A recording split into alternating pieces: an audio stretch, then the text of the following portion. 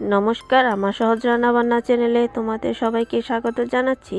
আজকে যে রান্নাটা শেয়ার করব তোমাদের সঙ্গে সেটা হচ্ছে শীতের দিনে স্পেশাল হাঁসের মাংসের কষা বা ঝোল। এখানে আমি গোটা একটা হাঁসকে কেটে ধুয়ে ভালো করে নিয়ে নিয়েছি। আর লাগবে এখানে মশলার জন্য কাঁচা লঙ্কা, আদা, রসুন এবং পেঁয়াজ। এগুলোকে আমি এখন একসাথে বেটে নেব। আর কিছুটা আমি এখানে পেঁয়াজ কুচিয়ে রেখেছি।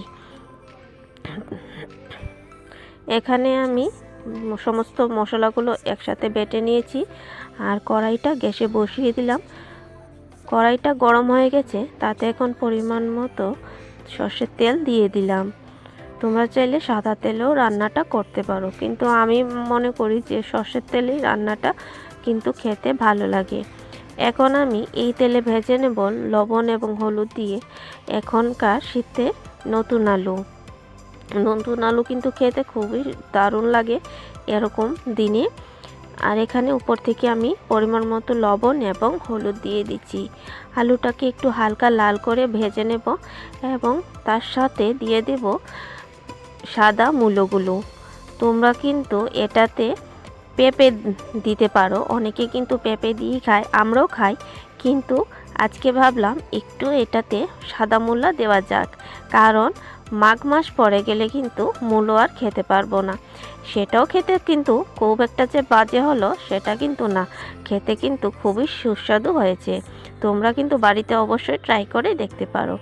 তো সেগুলো কিন্তু ভাজা হয়ে গেছে, এখন তুলে নিয়ে কড়াইয়ে আরও একটু পরিমাণ মতো তেল দিয়ে এখানে দিয়েছি কিছুটা পেঁয়াজ যে কুচিয়ে রেখেছিলাম সেগুলো দিয়ে দিচ্ছি।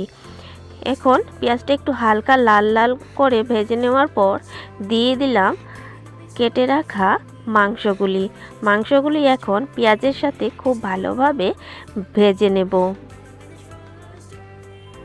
উপর থেকে এখন পরিমাণ মতো সব কিছু গুঁড়ো মশলাগুলি দিয়ে দেব। দিয়ে দিয়েছি প্রথমে হলুদ গুঁড়ো,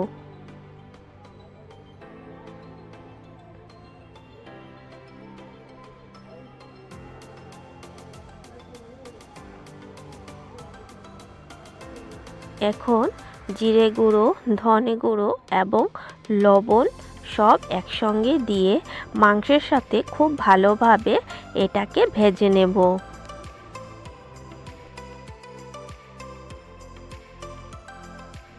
এখন রান্নায় একটা লাল লাল রং আনার জন্য তাতে আমি দিয়ে দিলাম পরিমাণ মতো কাশ্মীরি লঙ্কা গুঁড়ো। তোমরা কিন্তু চাইলে নাও দিতে পারো, আবার এই রঙটা আনার জন্য বা ঝালের জন্য শুকনো লঙ্কা কিন্তু বেটে দিতে পারো।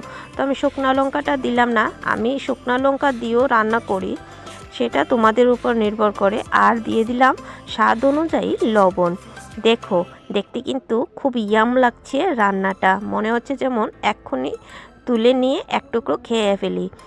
এবং দিয়ে দিলাম ভেজে রাখা মূলো এবং আলু।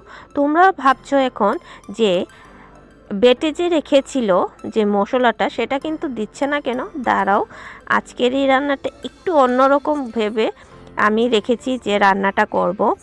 এখন কিন্তু সেই বাটা মশলাটা দিয়ে দিলাম। খেতে কিন্তু হেরফের হলো না, কিন্তু একটু মজার ছলে রান্নাটা করেছি, রান্নাটা করতে ভালোই লেগেছে। তো এখন বেটে রাখা মশলাগুলো দিয়ে মাংস, আলু এবং মূলোগুলোকে খুব ভালোভাবে এভাবেই কষিয়ে নেব। রান্নাটা কিন্তু সত্যি বলছি খেতে দুর্দান্ত স্বাদের হয়েছে। তোমরা এরকম করে একবার প্লিজ বাড়িতে অবশ্যই রান্না করে খেয়ে দেখবে। আর শীতের দিনে তো হাঁসের মাংস কিছু বলারই নেই, খেতে তো সবাই ভালোবাসে। যারা হাঁসের মাংস খাও তোমরা কিভাবে রান্না করো সেটা প্লিজ একটু আমাকে শেয়ার করবে কমেন্টের মাধ্যমে। আমার রান্নাগুলি যদি তোমাদের কাছে ভালো লেগে থাকে অবশ্যই কিন্তু লাইক কমেন্ট করতে একদম ভুলবে না, এবং সাবস্ক্রাইব করে দেবে যারা এখন পর্যন্ত আমার চ্যানেলটাকে সাবস্ক্রাইব করোনি। আর পাশে থাকা বেল আইকনটা ক্লিক করে দেবে।